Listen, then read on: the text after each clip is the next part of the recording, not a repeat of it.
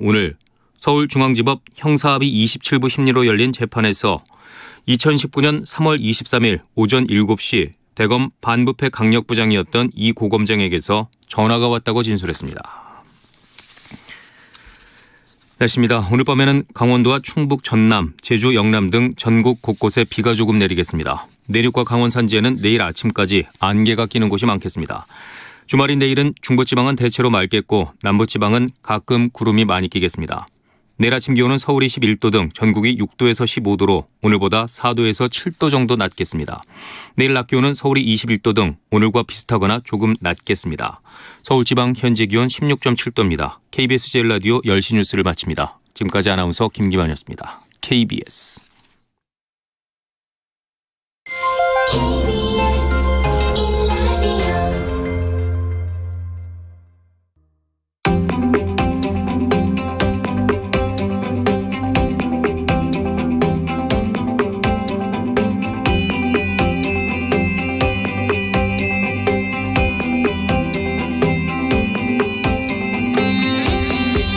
김성환의 시사야.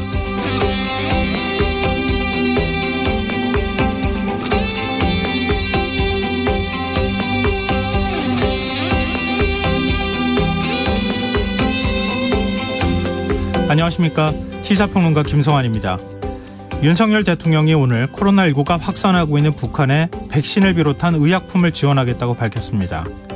북한이 어제 탄도미사일을 발사했지만 북한 정권의 전략 도발과 북한 주민에 대한 인도적 지원은 분리해서 대응하겠다는 겁니다. 일주일 뒤 방한할 예정인 조 바이든 대통령 역시 미국은 북한에 대한 인도주의적 지원은 지지한다는 메시지를 밝혔다고 하는데요. 이번 일을 계기로 남북미 대화의 문고가 트일 수 있을까요? 그런가 하면 6월 지방선거와 국회의원 재보궐선거를 앞둔 국내 정치권에서는 이딴 성비위 사건이 논란이 되고 있습니다. 민주당은 당내 성비위 사건에 대해 지도부가 대국민 사과를 하고 최고 수위의 징계와 신속한 대처를 약속했지만 국민의힘은 민주당이 자신들이 관련된 사건을 은폐하면서 국민 앞에서만 여성 인권을 내세운다고 비판했는데요. 이런 가운데 대통령실 예산을 총괄하는 유재순 총무비서관이 검찰 재직 시절 성비위 문제로 2차례나 감찰을 받고 징계성 처분을 받은 사실도 드러나 또 다른 논란이 일고 있습니다. 이런 상황 어떻게 봐야 하는지 잠시 뒤 이어지는 뉴스 외전에서 자세히 분석해 보겠습니다. 대구의 한 동물원에서 병든 낙타를 방치해 죽음에 이르게 하고 그 사체를 다른 동물에 먹이로 준 사실이 밝혀져 충격을 주고 있는데요. 어떻게 이런 일이 있을 수 있었던 것인지 더 깊이 있게 들여다보는 인터뷰 시간에서는 동물권 행동단체인 카라 관계자와 이야기 나눠보겠습니다.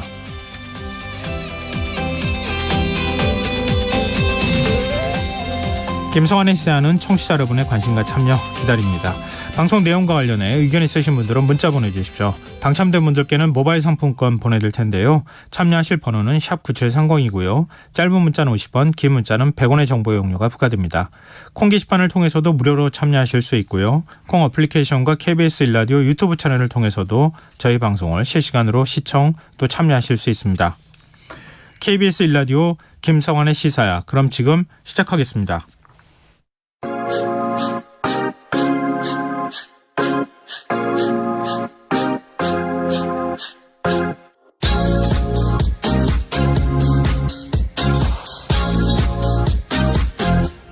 KBS 일라디오 김성환의 시사야.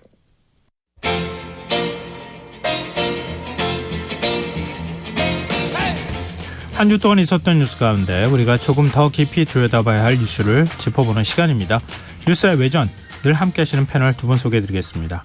배종찬 인사이트K 연구소장 자리하셨습니다. 안녕하세요. 안녕하십니까. 김윤아 시사평론가 모셨습니다. 안녕하세요. 안녕하세요. 네. 한동안 우리가 그 대통령 지지율에 대해서 이 얘기를 한 적이 없었죠. 그렇죠. 네. 네. 오늘 윤석열 정부도 취임을 했으니까 출범했으니까 윤석열 대통령 지지율에 대해서 좀 얘기를 해봤으면 좋겠는데요. 일단 김인하 평론가께서 최근 여론조사 결과를 하나 좀 소개를 해 주시죠. 한국갤럽이 자체 조사를 했습니다. 지난 10일부터 12일까지 사흘간 전국 만 18세 이상 성인 남녀 1000명을 대상으로 진행을 했는데요. 윤석열 대통령 직무수행 긍정평가 52%, 부정평가 37%였습니다. 당선인 신분이었던 직전주 여론조사와 비교해서는 긍정평가가 11%포인트 늘었기 때문에 이것에 좀 관심이 많이 쏠리고 있는데요. 네. 긍정평가 이유를 꼽은 걸 보면은 뭐 공약 실천, 집무실 이전, 결단력 등이 꼽혀 있습니다.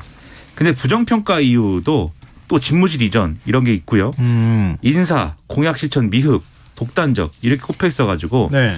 평가가 그야말로 이제 극단적으로 갈리고 있구나라고 볼 수가 있는 대목인데 국정 운영 기대치에 대해서는 조사를 했거든요. 네. 근데 윤석열 대통령의 경우에는 향후 5년간 국정 운영 기대가 얼마나 되냐 기대치에 대한 질문에 대해서 잘할 것이다라는 응답이 60%, 잘못할 것이다라는 응답은 28%였습니다. 네. 그러니까 잘할 것이다라는 응답이 이제 잘못할 것이라는 응답보다는 압도적으로 높은 것이죠.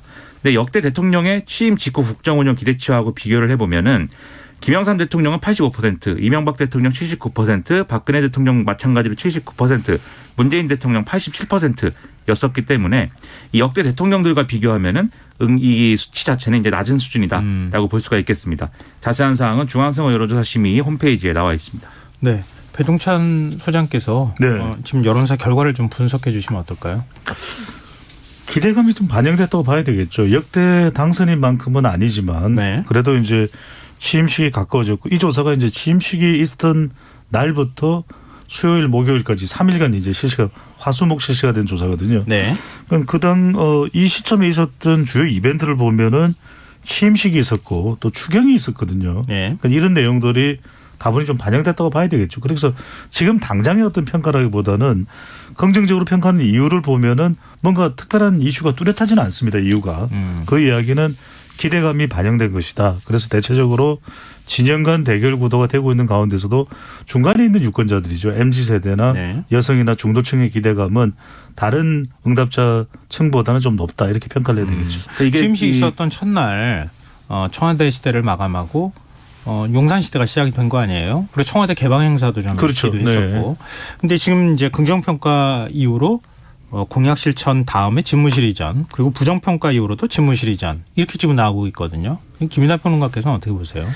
이게 이제 말씀하신 대로 이제 취임 직후 상황이기 때문에 그런 기대감이 반영된 것도 있겠지만 진영 간 결집이 상당히 이제 많이 이루어진 측면이 있다라는 그런 이제 좀 이 뭐랄까 흔적이 보이는 것 같아요. 왜냐하면 집무실 이전이 긍정평가 이후에도 있고 부정평가 이후에도 이제 높게 나온 것이기 때문에. 네. 근데 집무실 이전이 대표적으로 이제 윤석열 대통령이 부정적인 어떤 평가를 그동안 받아왔던 이제 이 부분인 것이지 않습니까? 그렇죠. 예. 그러다 보니까 아마도 윤석열 대통령 지지층에서는 이러한 여론조사 응답을 할 때 이 집무실 이전은 잘한 거다라는 것을 이제 강조하고 싶었던 그런 마음들이 있었을 것이다라는 생각이 들고 네. 그것의 연장선에서 이제 이 긍정평가의 응답이 지지층의 결집의 어떤 그런 반영이 있지 않았을까라는 생각이 드는 거고요. 예. 또 공약 실천 이것도 마찬가지예요.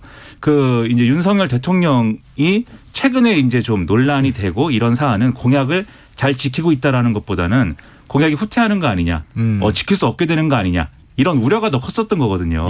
근데 그런 상황에서 여론조사 응답에 대해서 공약을 실천하고 있다라고 답했다는 것은 지지층의 이제 응답이 그만큼 크지 않았을까 이런 생각을 할 수밖에 없는 거여서 지금 윤석열 대통령이 취임 초기에 인사 문제하고 집무실 이전 문제하고 이 공약 뭐 파기 문제 이런 것들이 위기감을 좀 불러오면서 일종의 결집이 상당히 일어나지 않았을까라고 보게 되는 그런 대목이라는 겁니다. 근데 여러 가지 신호가 사실은 좀 겹쳤던 것 그럼요. 같아요. 네. 말씀하셨던 저도 앞서 언급을 했지만 청와대 개방 행사라고 하는 굉장히 큰 이벤트도 있었고 취임식이라고 하는 이벤트도 있지 않았어요. 네. 근데 그런 측면도 있지만 또 반대로 그 병사 월급 200만 원 지금. 올려주겠다. 네. 이거 공약 실천하기 어렵다. 이렇게 인수위 쪽에서 밝히고 난 다음에 네. 불가능은 건 아니고 이제 단계적으로 하겠다. 젊은 층 특히 남성들의 실망감이 커지고 있어서 지지율이 빠진 것이다. 이런 얘기가 또 있기도 했었고 네. 또 추경은 또 원래 당초 약속에 가깝게 지금 지급하겠다고 하는 약속이 그 당정협의를 통해서 나오기도 했고 네.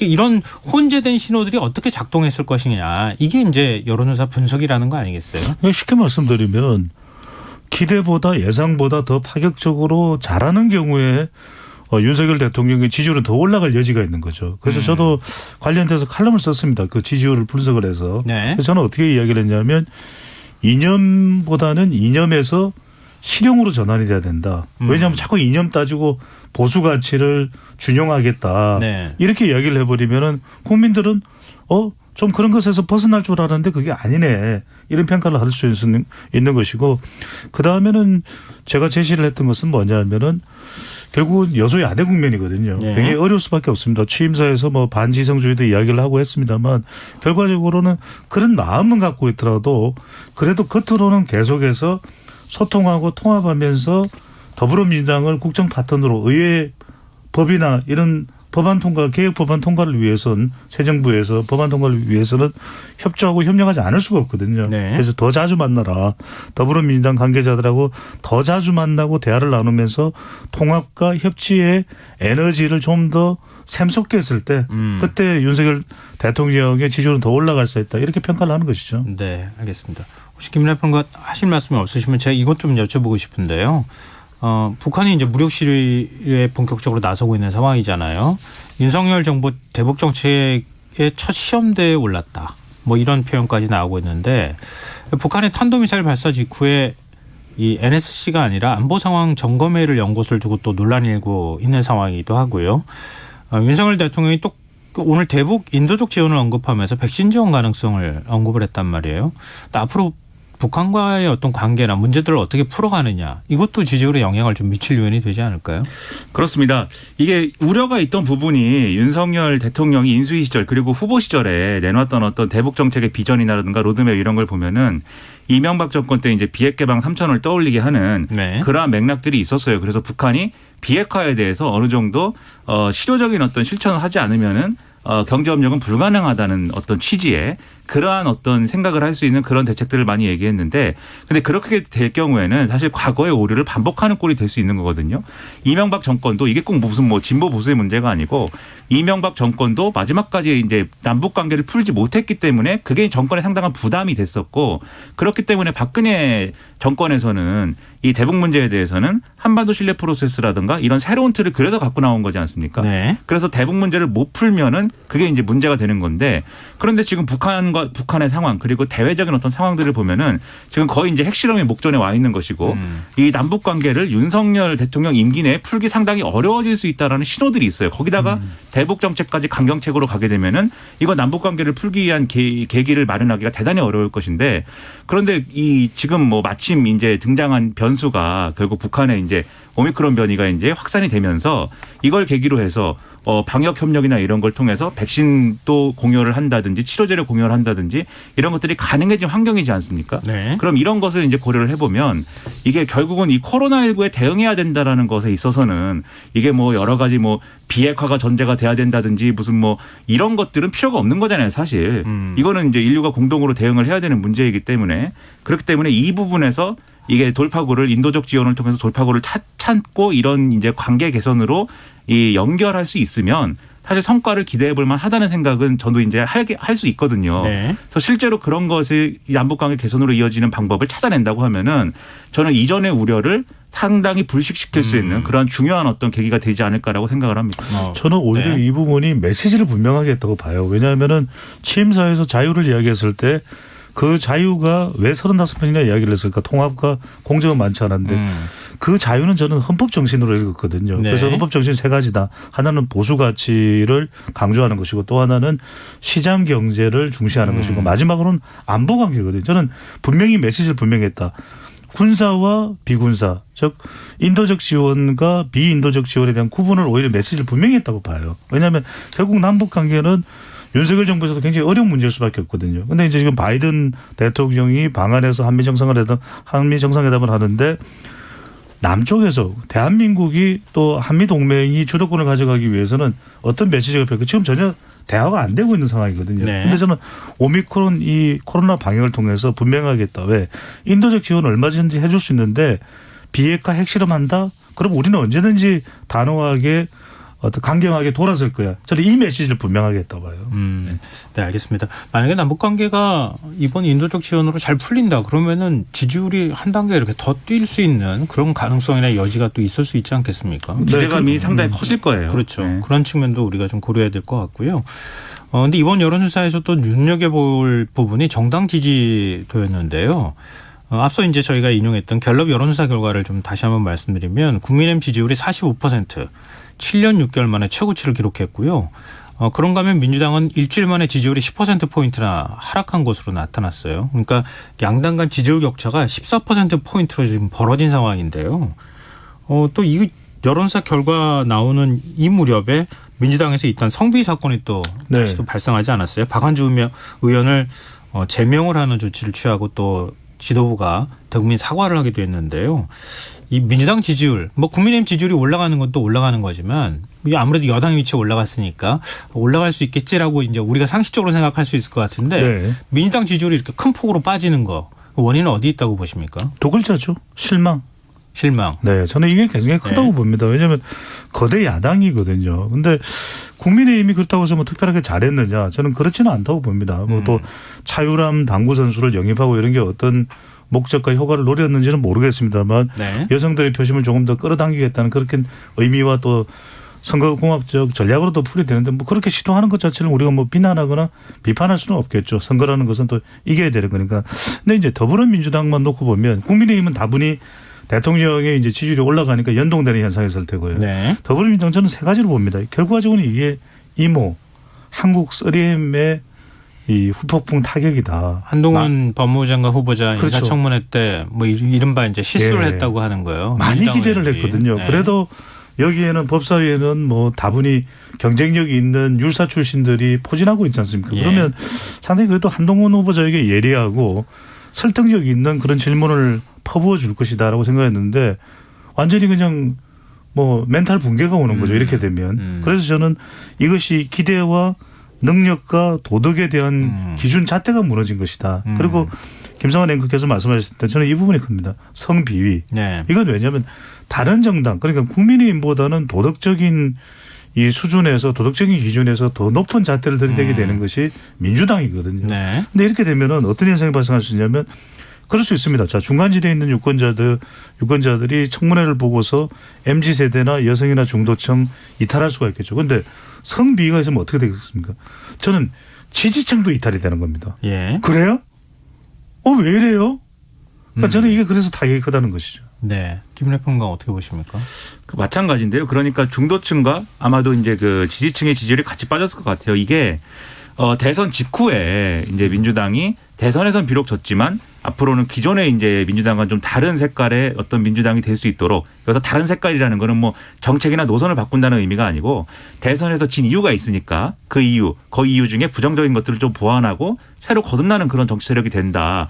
이런 맥락이 좀 강화됐으면은 그나마 이제 지지율 유실이 좀 상당 부분은 이제 좀 방어가 됐을 텐데 그게 네. 아니라 바로 이제 추진한 게 이제 이른바 이제 검찰 수사권 문제지 않습니까? 근데 이게 뭐 옳다 그르다를 떠나서 일단 이 검찰 수사권 축소에 대해서 동의하지 않는 중도층 지지율은 당연히 빠질 수밖에 없는 부분이 있고 또 이 검찰 수사권 축소에 대해서 지지하는 층도 지금 충분히 만족스럽게 결과가 나오지 않았잖아요. 그러니까 여기서부터도 지지층이 이완되는 효과가 있는데 마찬가지의 맥락에서 지금 말씀하신 한동훈 후보자 청문회라든가 이런 것도 윤석열 대통령과 윤석열 정권에 대해서 강하게 좀 싸우기를 원하는 지지층이 볼 때는 그러한 기대에 못 미치는 결과들이 나오고 있고 그렇죠. 또 뭔가 통합과 협치나 이런 걸 위해서 노력하는 것을 기대하는 중도층 입장에서 볼 때는 또 그게 아니라 막 밀어붙이고 뭔가 우기고 뭐 이런 모습처럼 보이는 네. 그런 사건들이 있었기 때문에 양쪽에서 지금 다 빠지는 국면이라고 보이는데요. 근데 결국 이제 지방선거를 앞두고 있기 때문에 제가 볼 때는 지지층의 경우에는 어느 정도는 지방선거에 가까워지면 가까워질수록 결집할 수 있는 어떤 그런 계기는 마련이 되리라고 보는데 결국 이제 중도층에 대한 어떤 민심이나 이런 것들을 어떻게 확보할 거냐가 앞으로는 또 중요한 과제가 아닐까 이런 생각입니다. 네. 자기 지지층도 지금 못 지키고 있다. 네. 이런 쓴소리를 지금 해 주셨는데요. 지금 정의당은 민주당의 박한주 의원 제명 조치가 꼬리 자르기에 불과하다 이렇게 비판하고 있고요. 또 국민의힘은 박한주 의원의 국회의원직 사퇴를 요구하고 또 사건 발생 당시 민주당 대표였던 송영길 서울시장 후보 책임론을 제기하고 나서고 있거든요. 네. 또 그러니까 또 민주당 박지원 공동비대위원장은 국민의힘 이준석 대표는 상납 의혹과 증거인멸 의혹을 받고 있다. 그러면서 이 대표를 징계해야 한다. 이렇게 또 맞불을 놓고 있어요. 이번 사안이 여론에 어느 정도 영향을 미칠 거라고 보세요? 두 분은. 방금 전에 말씀드렸던 대로 지지층이 흔들리는 것이 가장 안 좋은 경우가 되는 것이거든요. 그렇죠. 왜냐하면 이제 진영 간 대결 구도에서 국민의힘이 더불어민주당과 비교할 때 더 낫다 이렇게 우리가 평가를 일반적으로 정책적인 면에서는 크게 하지 않는데 네. 근데 이런 도덕적 비위라는 것은 아까도 말씀드렸지만 민주당에 더 좀 높은 잣대를 들이대거든요. 그래서 이제 더불어민주당 진보정당이 좀 더 이런 부분에 대해서 국민들에게 또 지지층들에게는 바른 모범이 되는 그런 모습이 기대치가 분명히 있는 것이죠. 네. 도덕적으로나 금전적으로나 부동산 문제도 그렇고. 그런데 이렇게 돼버리면 아니 우리가 생각했던 민주당이 아니지 않느냐. 아까 막 그런 말씀을 드릴 수밖에 없는 것이고 그렇게 되면 정의당마저도 공격하고 또 공격받는 민주당의 모습이 되는 것이거든요. 그래서 저는 이런 말씀 드리고 싶어요. 자꾸만 그 더불어민주당이 비교잣대를 보수정당에 놓는다면 이게 가장 큰 실망의 저는 원인이 된다고 봅니다. 스스로 볼 때 네. 정말 계속해서 새롭게 바뀌는 그런 모습. 그래서 저는 세 가지를 제안하는 첫 번째는 좀 도덕적 재무장이 필요할 것 같아요. 네. 우리가 그래도 모범 정당이고 그래도 국민들의 또 본보기가 되는 정당일 필요가 있다. 두 번째로는 깊은 반성과 넓은 책임이 필요합니다. 깊게 반성을 그냥 우리 졌지만 잘 싸워서가 아니라 왜 졌을까? 0.73% 왜 우리가 더 못 이겼을까? 그리고 넓은 책임이라는 것은 이걸 몇몇 사람들한테 국한시켜서는 안 된다는 거죠. 예. 전체 당원, 전체 민주당 국회의원 다. 그다음에 저는 마지막으로 개혁과 쇄신입니다. 개혁과 쇄신의 기치를 들 때 이 모습이 민주당의 모습이다라는 평가를 받는 것이지 지금 송영길 서울시장 후보도 비판을 받는 것이 뭔가 좀 더 명분을 걸고 더 뭔가 새로운 쇄신을 위해서 지방선거에 나섰다. 이런 사실은 뭐 대한 명분 제시가 있었다면 모르겠는데 그렇지는 또 않아 보이거든요. 네. 바로 이 점이 민주당에게 지금 가장 빨리 필요한 부분이 되겠죠. 네. 그러니까 이게 정치가 좀 큰 명분, 큰 대의 이런 걸 가지고 이제 논하는 게 좋은데 지금 뭐 별로 좋은 모습이 아니에요. 일단 그런데 이 박완주 의원 건에 대해서는 민주당이 1차적으로는 저는 뭐 대응을 그렇게 나쁘게 하지 않았다고 봐요. 어쨌든 네. 제명을 하기로 결정을 한 거는 당으로서 할 수 있는 어떤 이 최대한의 어떤 징계 조치를 하겠다는 것이고 그다음에 국회 윤리특위 제소의 경우에도 하겠다는 입장이에요. 물론 네. 실제 하느냐는 앞으로 지켜봐야 됩니다. 그리고 제명도 지금 뭐 지도부가 제명 결정했지만 또 의총 거쳐야 된다고 하거든요.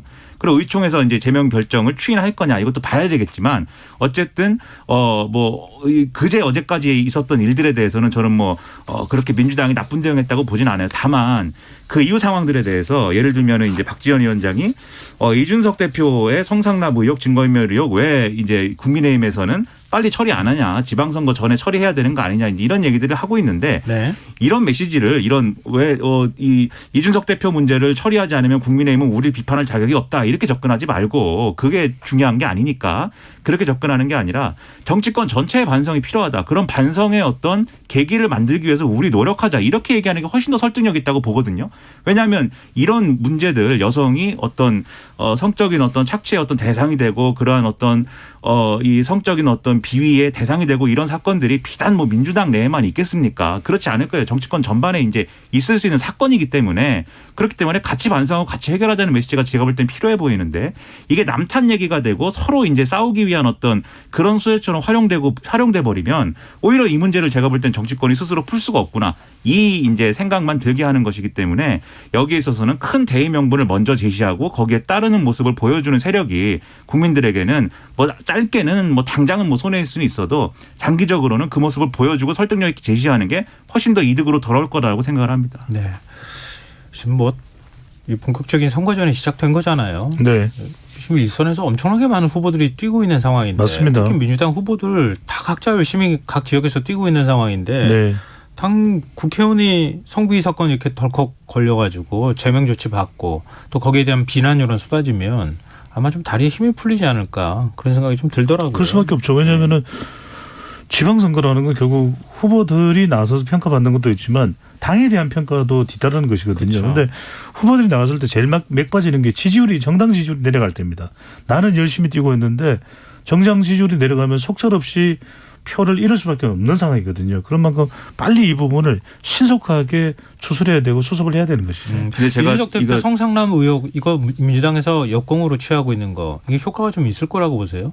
그러니까 제가 앞서 드린 말씀은 그런 방식으로 그러니까 이준석 대표 문제 해결하지 않으면 우리 비판할 자격이 없다 이렇게 접근하는 거는 제가 볼 때는 역효과의 가능성이 크기 때문에 네. 정치권 공동의 문제를 같이 해결하자라는 취지로 접근하는 게 맞다라는 말씀을 드린 거고요. 알겠습니다. 그리고 이 문제에 대해서 한마디 더 하자면 박지원 위원장이 그럼 이준석 대표 얘기 왜 하냐면은 네. 지금 말씀하신 대로 이 문제가 지방선거에 악영향을 주고 있기 때문에 민주당 입장에서 네. 민주당 지지층들이 지금 박지원 위원장을 일부 지금 공격하고 비난을 해요 또. 그런 흐름들이 일부 있단 말이죠. 네. 그런 상황이 있다 보니까 사실 이제 일종의 방어의 목적으로 이 얘기를 한 것도 있는데 근데 지금 민주당 지지층에 해당하는 분들도 사실 이 현실 인식을 좀 하셔야 되는 부분이 있는 게 이게 그냥 이제 단지 발생한 사건에 대한 대응으로 끝이 아니라 민주당의 어떤 정치적인 그동안 쌓여왔던 정치적으로 부정적 이미지를 쌓아온 것에 대한 그것에 만회하고 그것을 변화시킬 수 있는 기회로 삼는 그런 전략도 필요하다는 생각이에요. 네. 그러니까 과거에 박원순 시장 문제라든지 안희정 지사 문제라든지 이런 것들에 대해서 민주당이 과거에 제대로 처리하지 못했고 감싸기 했고 뭐 이런 이제 이미지가 있었고 그거를 근거로 한 공격에 시달려 왔던 거잖아요. 그리고 그런 공격에 대해서 제대로 이제 반격하지 못했던 상황들이었습니다. 그러면 지금 이제 정권을 잃은 상황에서 지방선거 앞두고 있는데 이런 비슷한 어떤 사건들이 벌어졌을 때는 과거처럼 하지 않는다. 이번에는 원리 원칙대로 분명하게 끊고 간다. 네. 이 메시지를 당 전체가 낼 수 있어야 이 함정을 훨씬 더 빨리 빠져나올 수 있는 거거든요. 네. 그런데 이걸 내부에서 계속 뭐 지방선거 앞두고 이런 거 왜 하느냐 뭐 이런 식으로 자기들끼리 싸우면 오히려 이게 중도층에 역효과 주기 때문에 이 메시지 관리 이런 것들을 잘해야 된다고 생각합니다. 네, 알겠습니다. 지금 이제 국민들의 도덕적 기준이나 잣대가 절대적 기준으로 바뀐 것 같아요. 네. 예전에는 상대적으로 왜 우리만 공격해 뭐 이렇게 얘기하는 그런 얘기들을 정치권에서 볼멘소리처럼 하고 그랬는데 이제 국민들의 도덕적 수준이나 이 기준은 올라와 있고 그럼요. 그럼 네. 정치권이 어느 쪽이든 간에 안 맞추면은 네. 국민들이 거기에 대해서 굉장히 부정적인 평가들을 하는 이런 상황으로 간 거 아닌가 맞습니다. 싶은데요. 네. 인사청문회를 바라보는 기준도 좀 비슷한 것 같아요. 예, 맞습니다. 근데 어찌됐든 그동안에 이제 장관 뭐 임명들을 계속 해오는 상황이었는데 윤석열 대통령이 오늘 권영세 통일부 장관, 박복윤 문체부 장관, 특히 이제 박복윤 문체부 장관은 민주당하고 정의당에서 부적격자다 이렇게 판단을 하는 그렇죠. 대선거 장관이잖아요. 기울였었죠. 네. 원희룡 국토교통부 장관 역시 마찬가지였고요. 네. 장관 임명하고 한동훈 법무부 장관 후보자 인사청문 경과 보고서 재송부를 요청했어요. 이게 네. 임명 강행 수순이라고 봐야 되는 거 아니겠습니까? 지금 이런 인사를 계속 윤석열 대통령이 내고 있는 상황에서 네. 한덕수 국무총리 후보자에 대한 국회 인준은 지금 난망한 상황이고요. 네. 이게 어떻게 작동할 거라고 보세요? 좀 왜 이렇게 오늘 한동훈 후보자 인사청문 보고서 재송부 요청을 하고 네. 나머지 장관들에 대해서 임명을 강행하는 이런 선택을 했다고 보십니까? 가능하다고 보는 거죠. 그게 지금의 여론상으로도 틈새가 생겼다. 기회가 생겼다. 저는 이렇게 보는 것으로 판단이 되는데 그런 네. 이유는 국민 여론이 계속 부적절하다고 판단되면은 감행하기는 힘들거든요. 그래서 지금 정호영 후보자도 임명 강행 안 했습니다. 그리고 한동훈 후보자도 재송부를 하긴 했습니다만 최근 여론이 아주 들끓을 시점에는 임명 강행에 대한 노출을 하거나 또는 강행하는 그런 이미지를 내비치지는 않았습니다. 네. 그 이유는 뭐냐면 지금 더불어민주당이 한동훈 후보자 청문회에서도 별다른 효과를 못 보고 그리고 지금 성비위 관련해서 박한주 의원이 제명당하는 이런 사태에서 강대강 대치 국면에서 차라리 우리는 여론으로 볼 때 불리할 것이 없다 이렇게 판단했다고 봐요. 그런 이유는 뭐냐면 적어도 지금 김성회 비서관 같이 문제가 되는 경우에는 자진 사퇴를 했지만 저는 자진 사퇴에 대한 권유나 이런 부분들이 있었다고 보거든요. 왜냐하면 네. 스스로가 그렇게 판단했기는 쉽지 않았을 것이다. 분명히 지금 국민 여론에 부담을 주고 있는 상황에서 김성회 비서관이 다문화 비서관이죠. 판단할 수밖에 없었다. 그 이야기는 한동훈 후보자도 저는 임명을 강행하고 단행할 것이다. 근데 정호영 후보자는 지금 구체적으로 임명에 대한 수순이 안 나오는 걸 보면 조금 바꿀 의향이 있는 것 같아요. 근데 이제 중요한 건 이제 한덕수 총리 후보자죠. 네. 한덕수 총리 후보장도 강대강 대치 국면에서 윤석열 대통령은 저는 단행을 한다고 봐요. 예. 그렇다면 결국 민주당이 초점을 맞추는 것은 인준 표결에 대해서 더불어민주당이 영향력을 행사할 수 있는 한덕수 총리 후보자로 모이는 거죠. 그래서 그런 것만 보면은 더불어민주당 차원에서는 한덕수 총리 후보자를 인준 찬성하기는 쉽지 않죠. 지금 민주당이 자꾸 궁지에 몰리는 것 같은 분위기가 느껴지는데요. 원래는 정호영 후보자가 자진 사퇴함으로 해서 나머지 장관들 임명하고 그다음에 한덕수 국무총리 후보자 인준을 압박하는 이런 모양새가 되는 게 원래 이제 수순이다 이렇게 대체적으로 정치권에서 관측을 했던 거잖아요. 근데 그 순서가 바뀌어 버렸어요 지금. 그러니까 이게 아마도 이제 국민의힘하고 윤석열 대통령 입장에서는 민주당이 한덕수 후보자 임명 동의안에 대해서 부결시키기가 시간이 갈수록 계속 쉽지 않아지고 있다라는 판단을 하고 있을 겁니다. 왜냐하면 앞서 쭉 말씀드린 것처럼 민주당이 지금 국민들로부터 좋은 평가를 받을 수 있는 그러한 요소들이 많이 없어져 버렸고 또 이제 인사에 대해서도 한동훈 후보자 청문회가 그렇게 되는 바람에 이 실수 연발한 것만 이제 좀 이렇게 조명이 되는 바람에 네. 이게 이 뭐랄까요 동력 자체가 인사에 대해서 문제 제기할 수 있는 동력이 상당히 이제 꺾여버린 상황이거든요. 그러다 보니까 이제 윤석열 대통령 입장에서는 좀 이 엑셀레이터를 한 번 더 밟는 건데 근데 그럼에도 불구하고 한 번에 다 그동안 이제 청문 보고서 채택 안 된 이 국무위원 후보자들을 다 임명할 수는 없으니까 네. 조금씩 임명하는 건데 결국 이제 핵심은 지난주에도 말씀드렸다시피 결국은 두 명이거든요. 한동훈 후보자하고 정호영 후보자. 예. 근데 한동훈 후보자는 지난주에도 말씀드렸듯이 윤석열 대통령이 절대로 포기 안 합니다. 이 부분에 네. 대해서는 네. 임명 강행하는 건데 결국 정호영 후보자를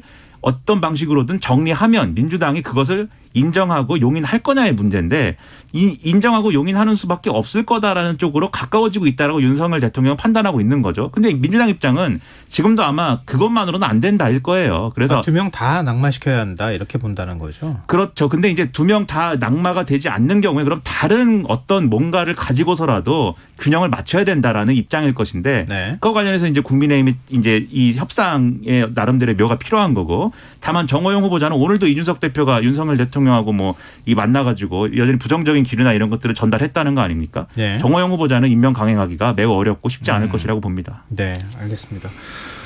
오늘 저 얘기할 것들이 굉장히 많네요. 보니까. 네네. 속풀 낼까요? 윤석열 대통령 인사에 대한 잡음이 계속 끊이지 않아요. 지금 네. 앞서도 잠깐 말씀하셨던 것처럼 김성애 종교 다문화 비서관 오늘 결국 자진 사퇴했고요. 뭐 과거에 이제 SNS에 올린 글 또 그걸 해명하는 과정에서 또 부적절한 해명 이게 좀 오히려 안 좋은 여론으로 갔던 거 아닌가 싶고요. 네. 유재순 총무비서관은 검찰 재직 시절에 성비위로 2차례나 내부 감찰받고 징계성 처분까지 받았다. 예. 이런 사실이 지금 공개가 되기도 했고 이시원 공직기관 비서관은 서울시 공무원 간첩 조작 사건 담당 검사였다. 이것도 이제 징계받지 않았습니까? 이 부적절한 거 아니냐 이런 얘기가 나오고 있는데 이 부분에 대해서 여론이 어느 정도 영향을 좀 주겠습니까? 여론에. 안 좋죠, 당연히. 네. 그러니까 지금 민주당에서 검찰 수사권 기소권 불리한 이 법안 통과도 여론에 지방선거에 여론을 미칠 수 있고 네. 또 여기 이제 맞대응하는 것이 이 내각 인선 논란일 겁니다. 그만큼 사람과 관련된 부분은 우리 국민들에게 상시적으로 영향을 줄 수밖에 없거든요. 결과적으로 대통령이 잘해야 되는 거, 대통령 이 지지율과 관련되는 것은 이념, 필로소피, 그다음에는 팔러시, 정책, 그리고 마지막에 이제 피플, 사람인데 결과적으로 왜 이런 현상이 나타날까? 결국 이것도 굉장히 부정적일 수밖에 없습니다. 그러니까 김성애 비서관이 결국에는 자진 사퇴를 형식으로 해서 물러났죠. 근데 이런 인사 참사 예견됐어요. 왜 예견될 수밖에 없냐? 인사의 핵심이 그잖아요. 검찰. 네. 판사도 아니에요. 검사 출신이에요. 그러니까 요새 우스갯소리로 나오는 이유가 판사도 별 몸값이 제대로 평가받지 못하고 무조건 검사라 해야 된다. 검사라 해야 된다. 특정 대학의 특정 법학과를 나와서 검사라야 윤석열 정부에서는 인정받는다. 그다음에 지인입니다. 대부분. 아니 내가 그 사람 아는데 말이야. 윤재순 지금 총무비서관도 검찰 재직 시절에 알고 지내던 사람이에요. 네. 윤석열 대통령이. 그렇다면 이건 어떻게 되냐. 과신을 하게 되는 거죠. 왜? 아니 그 사람 문제 없어요. 내가 겪어봐서 아는데. 이 겪어봐서 아는 데와 실제 가족이나 본인의 경제적인 부분을 검증했을 때는 달라지는 것이거든요. 네네. 저는 이게 과신이다. 이 과신의 문제가 쉽게 해결되지 않을 수도 있어요. 그래서 저는 윤석열 정부와 윤석열 대통령이 경계해야 되는 것이 삼과다. 삼과. 첫 번째는 과시. 네. 막 이거 우리 할 수 있어. 이렇게 해서는 안 된다. 두 번째는 네. 과욕. 이거 우리 반드시 이건 우리가 해야 되는 거야. 욕심내서는 안 되는 것. 마지막에 저는 과신입니다. 이 부분이 사람과 관련해서는 굉장히 중요한데 인사 검증할 때요. 저는 뭐 다른 이야기 하고 싶은 것도 많지만 우선 오늘만 이야기 드리고 싶은 건 과신하지 말라. 네, 알겠습니다. 과신이 과신으로 끝나면 그것도 이제 뭐 그럴 수 있다고 생각할 수 있는데 과신이 과신으로 끝나는 게 아니고 이런 문제들은 제 식구 감싸기다 이런 프레임이 형성이 되고 거기서 못 빠져나오게 되는 계기가 될 수가 있어요. 그러니까 이 윤재순 총무비서관의 경우에는 검찰 이 수사관 출신인 거잖아요. 근데 그때부터도 지금 내부 감찰에서 뭐 2차례 이게 성비 문제가 드러났다고 하는데 그 폐쇄적인 검찰 조직에서 내부 감찰 2차례 드러났다고 하면은 안 드러난 게 얼마나 많겠습니까? 거의 뭐 이런 행태를 일상적으로 하고 있었던 거 아니냐 의심도 해요 저는. 네네. 그 일부 이제 오늘 나온 보도를 보면은 검찰 내부에서도 말이 많았다는 거예요. 승진할 때마다 네. 때마다 아니 어떻게 저런 이제 평소에 저러고 다니는 사람이 어떻게 승진했지? 결국 위에서 믿는 사람이 끌어올려 주니까 그 승진하는 거 가능한 거 아니냐. 내부에서도 평가가 이랬다는 건데 결국 그게 뭐 모든 그 이분의 모든 뭐 있던 승진의 기회를 뭐 윤석열 대통령이 준 건 아니겠지만 결국은 그런 어떤 이 결국 상급자에게 믿음을 받는 뒤집어 얘기하면은 윤석열 대통령이 어쨌든 무슨 이유든 간에 신뢰하는 사람에 대해서는 이러한 인사검증이나 이런 것들이 제대로 작동하지 않는구나. 이렇게 생각할 수밖에 없는 거잖아요. 근데 예. 이 평가를 윤석열 대통령이 검찰총장 시절부터 받았던 것이고 그게 계속 꼬리표처럼 붙어 있는 거거든요. 그러면 대통령이니까 이제는 이걸 끊고 가야 되는데 지금도 사실 정리를 못하는 거 아니냐라는 그런 지금 의심이 들어서 빨리 이것에 대해서는 대통령의 태도의 변화가 필요하다라고 생각을 합니다. 네. 이건 뭐 그 언론 어느 성향의 언론이든 막론하고 검사 출신이 너무 지나치게 많다. 이 부분에 대해서는 윤석열 대통령이나 아니면은 대통령실에서도 귀담아 들어야 할 내용이 아닐까 싶네요. 네, 저도 네. 로스쿨 가야 될 것 같아요. 지금요? 가긴 너무 늦지 않았어요? 최연장자로 갑니다. 네, 알겠습니다. 지금 여러분께서는 KBS 1라디오 김성환의 시사를 듣고 계십니다. 뉴스의 외전 김민아 시사평론가 배정찬의 인사이트 K연구소장 두 분 패널과 함께하고 있습니다. 자, 이제 2월 지방선거 얘기를 좀 해보죠. 좀 두루뭉술하게 얘기하지 말고요. 그냥 찝어서 얘기를 좀 우리가 해보죠. 경기도지사 선거. 지금 박빙의 승부가 여야 간의 후보가 예상이 네. 된다. 이렇게 얘기를 하고 있는데 그 가운데 지금 무소속 강용석 후보가 변수가 될 것이다. 이런 얘기가 나오고 있거든요. 지금 두 분은 거기에 대해서 뭐 만약에 지금 여권 단일화 얘기도 나오고 네네. 있는 상황이고요. 가능성이나 아니면 진짜 변수가 될 수 있을 거라고 보시는 전 변수가 된다고 봅니다. 어. 그러니까 강용석 전 의원이 어떤 정치적인 무대에 등장해서 쉽사리 물러서는 법이 없었어요. 그리고 상당히 또 이슈의 중심에 서게 되는 경우도 있죠. 이번의 경우도 마찬가지입니다. 그러니까 네. 경기도가 대선의 연장전이라고 이야기하는 건 바로 이 변수도 담겨 있는 거죠. 그러니까 대선에서도 안철수 후보가 단일화를 하느냐 마느냐를 가지고서 판세의 양자 대결에 큰 영향을 줄 거다. 기억나실 거예요. 근데 이번의 경우에도 양자 대결입니다. 양김 대결이죠. 김동연, 김은혜. 그런데 네. 지금 무소속의 강용석 후보가 등장하면서 지지율이 어떤 것은 그냥 수치는 말씀드리지 않겠습니다. 한 자릿수도 있지만 두 자릿수도 있어요. 예. 그 이야기인즉슨 김은혜 후보에게 가장 결정적인 영향을 줄 것으로 판단됐던 변수는 윤심이었거든요. 그동안. 네. 그런데 아니에요. 안심이냐? 안심도 아니죠. 안심 가지고 안심 못하게 생겼어요. 왜? 가로세로 변수 때문에. 지금 가로세로 연구소 강용석 변수가 지금 단일화를 하느냐 안 하느냐 이런데 저는 강용석 변수가 중요하고 강용석 후보도 상당히 부담을 가질 수밖에 없을 걸로 봅니다. 그래서 이게 단일화라고 이야기하는 건 저는 이번은 옳지 않은 거예요. 왜냐하면 아니 김은혜 강용석 단일화하면 누구로 단일화 되겠습니까? 여론조사를 보면. 그래서 저는 어떤 식으로 정치적 협상이 이루어지지 않을까라는 예상을 해봅니다. 그러니까 강용석 후보는 여론조사를 통한 단일화해야 되고 토론회 몇 번 해야 되고 그런 기존의 단일화 절차 다 밟아야지 난 단일화에 응할 수 있다. 그 수용 먼저 해라 이렇게 얘기를 하고 있는 거고 일종의 이제 지지율이 어느 정도 나오는 상황이라서 변수로 내가 작용할 수 있다는 거 아니까 그렇게 제안을 하고 있는 것 같은데요. 그렇죠. 근데 김은혜 후보 입장에서는 이거 단일화 받아줘야 되는 건지 고민이 많을 것 같거든요. 이게 이런 상황이 제일 난감한 겁니다. 왜냐하면 단일화를 받아가지고 자연스럽게 그러면 이제 같은 보수 후보니까 강용석 후보의 표를 김은혜 후보가 다 흡수 가능한 거냐 단일화 하면은. 네. 그렇지 않을 수 있고 오히려 중도층에서 잃는 표가 있을 거거든요. 그렇게 되는 경우에는 그게 스토리가 이상하게 되면은 네. 그러니까 그냥 단일화를 더 받기도 어려운 것이고 그렇다고 무시하고 가자니 지금 김은혜 후보로서는 이 보수표가 분열된 상황 속에서는 이제 방법이 없는 거 아니냐 이런 생각하는 건데 네. 이럴 때는 발상을 좀 역전을 시킬 필요가 있겠죠. 이게 강용석 후보하고 단일화를 할 거냐 말 거냐를 쟁점으로 가장 큰 선거의 쟁점으로 만들면 오히려 안 되는 겁니다. 그게 아니고 김은혜 후보가 뒤집어 얘기하면은 지금 윤심이 실린 후보다 외에 자기의 뭔가를 보여주지를 못하는 거예요. 그 상황이 지금 어떤 감옥처럼 예. 한계로 작용하고 있는 거거든요. 철의 여인이잖아요. 철의 여인인데 그래서 철의 여인이 뭐냐라고 했을 땐 지금 답이 없어요. 그거에 대해서. 네네. 이 감옥부터 일단 깨는 게 중요하고 일단 그래서 지금 선거가 김동연 후보는 무슨 이 이재명 고문이 뒤에 있고 뭐 명심이 실렸고 이런 평가가 있지만 어쨌든 김동연은 김동연인 거지 않습니까? 네. 거기에 대한 색깔이 있는 거잖아요. 그래서 김은혜 후보가 이 한계부터 깨야 그 다음에 이제 뭐 단일화가 되는 것인지 무시하고 가는 것인지 이 전략 설정이 가능할 거라고 보는데 지금처럼 가서는 상당히 어려운 국면에 빠질 수밖에 없다고 저는 생각합니다. 네. 이 구도가 네.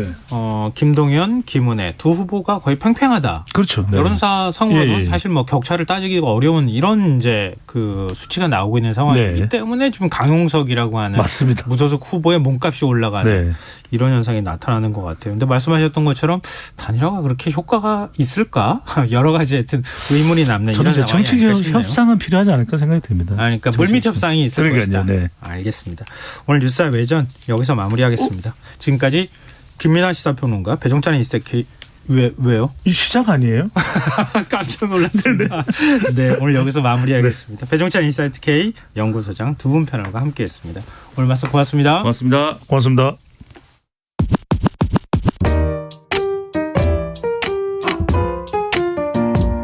김성환의 시사야는 청취자 여러분의 참여를 기다립니다.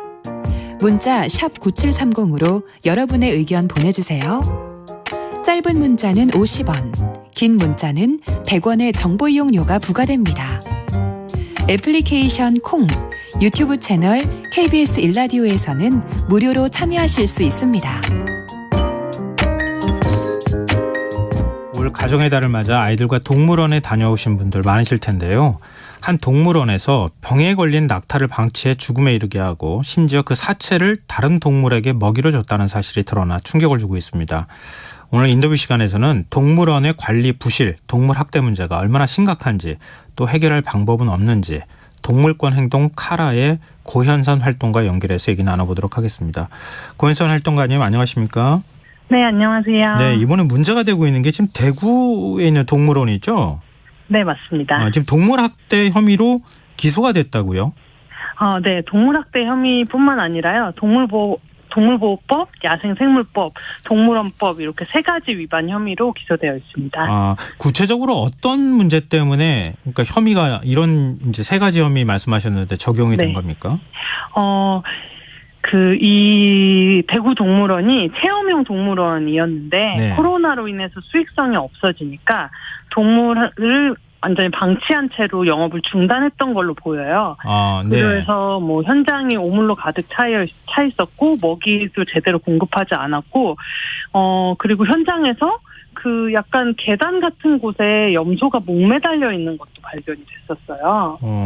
그리고 그 일본 원숭이가 있었던 공간은 고드름으로 가득 차 있었는데 네. 이 일본 원숭이는 사이테스 종이어서 그 멸종위기 종을 보호하기 위한 국제 협약으로 보호가 되는 종이거든요. 네. 그래서 우리나라도 환경부에서 관리하는 법으로 이 사이테스 종을 관리하고 있어요. 근데 그래서 일본 원숭이를 사육하기 위해서는 사육시설을 신고하고 등록하는 것이 필요한데 이 동물원은 그런 것을 전혀 하지 않고 무허가로 불법 전시를 하고 있었어요. 그래서 한 봉사자가 동물원에 동물이 방치되어 있는 거를 발견을 하고 여기를 그냥 정말 봉사로 청소해주고 먹이 주고 이렇게 하는 활동을 하면서 이 동물원의 실체가 알려지게 됐었어요.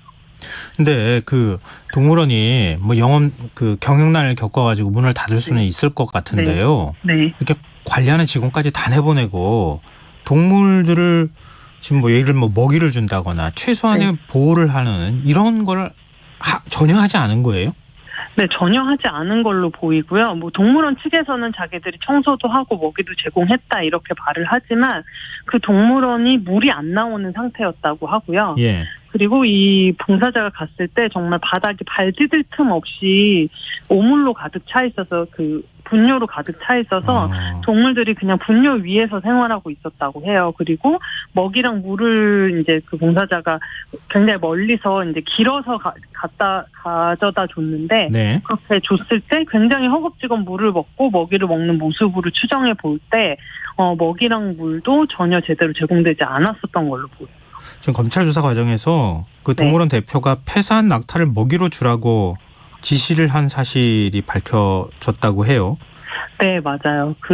해당 동물원 운영자가 낙타에 종양이 있다는 사실을 보고를 받았는데 네. 아무런 조치를 취하지 않고 이 동물이 죽기를 방치했고 이 방치되고 나서는 심지어 그 동물을 키우던 사육사에게 이 동물을 해체 작업을 하라고 해서 자신이 운영하고 있는 다른 동물원에 그 맹금류 그 야생동물 먹이로 이제 그 뼈와 그 고기를 썼다고 이렇게 밝혀졌어요. 그래서 그건 사람한테도 동물한테도 정말 못할 짓이거든요. 예. 그 사육자분한테도 굉장히 트라우마로 남았을 거고 이 동물도 적절한 조치를 받았어야 되는데 전혀 조치를 받지 못했고 죽고 나서도 굉장히 처참한 모습으로 이제 그 마지막을 보낼 수밖에 없는 이런 상황이었기 때문에 이거는 굉장히 잘못된 일이고 그리고 그 동물원 관리법상으로도 동물원에서 동물이 폐사했을 때는 그 동물원을 그 동물이 폐사했음을 신고해야 되는데 그런 신고도 전혀 이루어지지 않았고 보통은 동물원에서 동물이 폐사했을 때 그렇게 그 지자체에다가 우리가 전시하던 이 동물이 죽었다 이렇게 신고를 하고 그 동물 사체를 전문적으로 처리하는 업체가 있어요. 이 업체를 통해서 소각 처리를 하는 게 보통이거든요. 네. 그러니까 굉장히 이 동물원은 상식적으로도 좀 상식에서 벗어났다고 말할 수 있죠. 그렇군요. 근데 뭐 이것만 있는 게 아니라 지난해 제주 동물쇼 체험 시설에서 저 퍼시픽 리솜이라는 곳이라고 알고 있는데요. 3마리 중에 2마리가 동물학대 비판을 받은 거제 시월드로 반출이 됐고 지금은 또 서울대공원의 침팬치 2마리가 인도네시아 사파리로 반출되는 것 때문에 그 때문에 좀 논란이 있는 것으로 알고 있거든요. 근데 이렇게 동물원들 간에 동물들이 이리 옮기고 저리 옮기고 이렇게 옮기는 일들이 자주 있습니까? 뭐 자주 있다고 할 수는 없지만 그렇다고 뭐 굉장히 드문 일이라고 할 수는 또 없어요. 이게 거제 시월드로 옮겨진 동물원이랑 지금 사만 사파리로 옮겨질 이제 침팬치랑은 약간 다른 문제인데요. 네. 먼저 퍼시픽 리솜에서 거제 시월드로 이제 옮겨진 돌고래 같은 경우는 이 돌고래도 그 일본 원숭이와 마찬가지로 사이테스 종이에요. 그래서 해수부 장관의 허가를 받고 이송을 해야 되고 그 이송하기 전에 뭐 등록 절차나 허가 절차가 다 이루어졌어야 하는데 그리고 반입되고 나서 그 해당 환경청에 신고도 됐어야 하는데 이런 절차가 전혀 이루어지지 않고 불법으로 이동을 한 상태고 심지어 이 동물이 이동하고 나서 그 담당하고 있는 환경청에서 이 정기 점검을 나갔는데 그때도 이 돌고래 2마리가 들어온 사실을 숨겼다고 해요. 네. 그래서 영업 방해 혐의로 지금 환경청에 의해서 거제시월드는 고발되어 있는 상태고요. 그리고 이제 그 침팬치의 문제 같은 경우에는 그 이제 서울대공원의 그 동물을 관리하는 계획에 따라서 동물이 유입되기도 하고 반출되기도 해요. 하지만 유입하거나 반출할 때 이 동물을 어디로 반출하고 어디에서 유입할 것인지는 굉장히 고려되어야 하는 문제라고 생각하거든요. 더군다나 이번에 반출 계획에 있는 관순이랑 광복이는 서울대공원에서 태어난 개체들이에요. 서울대공원에서 계획하에 이 원숭이를 태어나게 한 거죠. 근데 이제 이 동물들이 이제 전시 목적으로 사용하기 적합하지 않다거나 아니면 이제 더 이상은 전시할 필요가 없다고 해서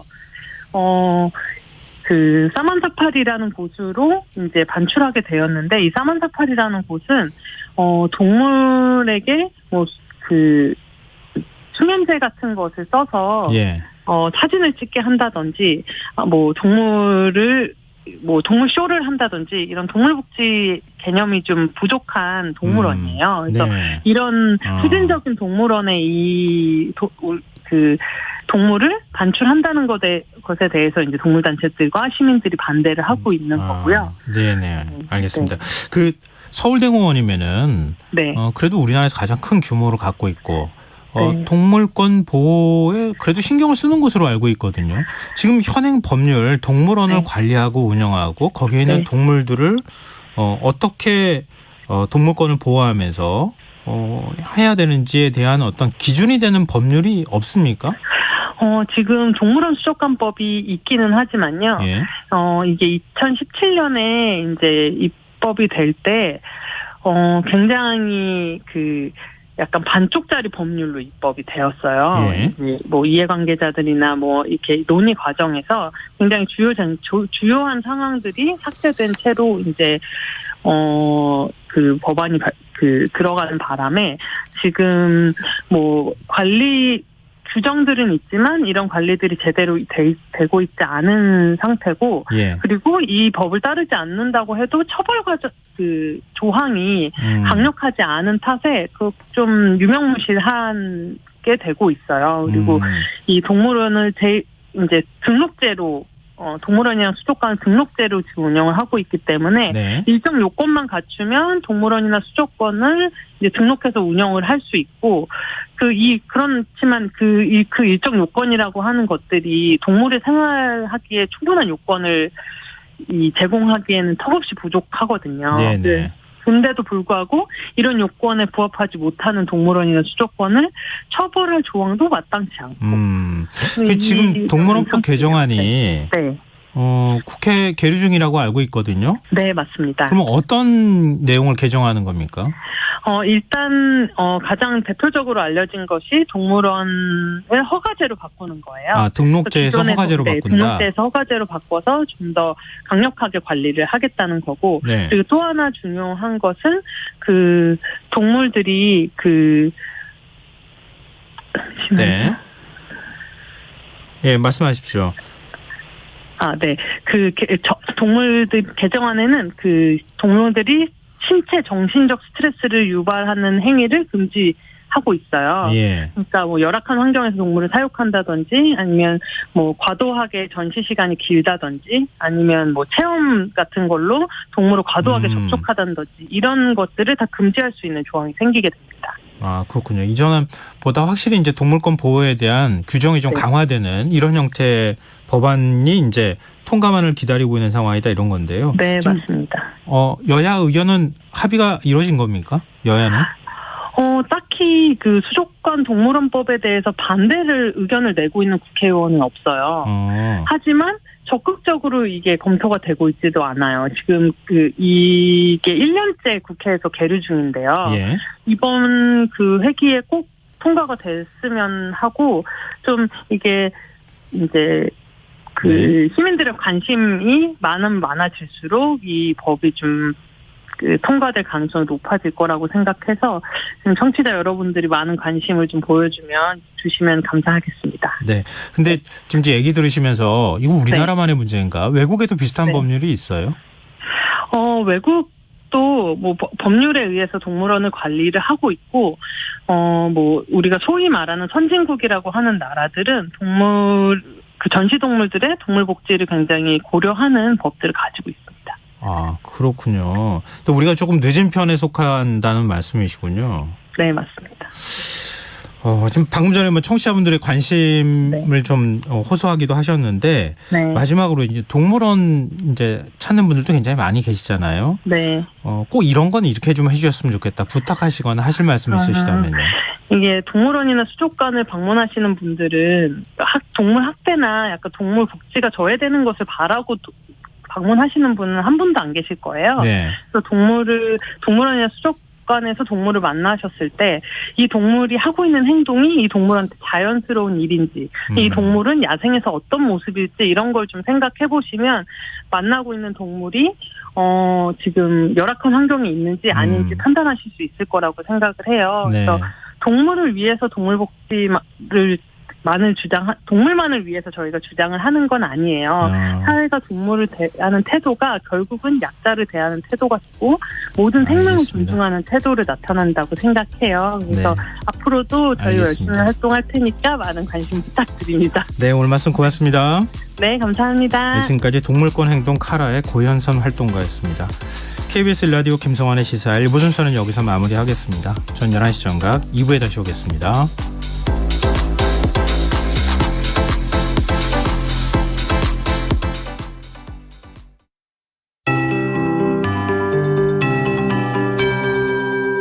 KBS 58분 날씨. 내일 중부지방은 대체로 맑겠으나 남부지방은 가끔 구름 많겠습니다. 오늘 밤까지 강원도와 충북, 경북권과 경남 내륙에 5mm 안팎의 비가 가끔 오겠고, 경남권 해안에는 내일 새벽까지 빗방울이 떨어지는 곳 있겠습니다. 또 아침까지 내륙과 강원 산지를 중심으로 가시거리 1km